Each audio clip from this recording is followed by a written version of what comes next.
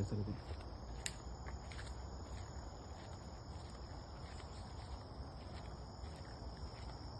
ఇక్కడ ఉన్నాయనుకోవాలి అసలు నేను.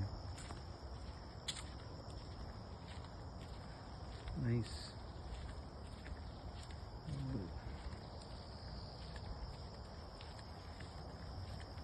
ఆగితేనేమో దోమలు కూడా చెప్తున్నాయి. టీనేజరా అదే ఉంది సార్. వద్దదు కదా వచ్చి మీదకి.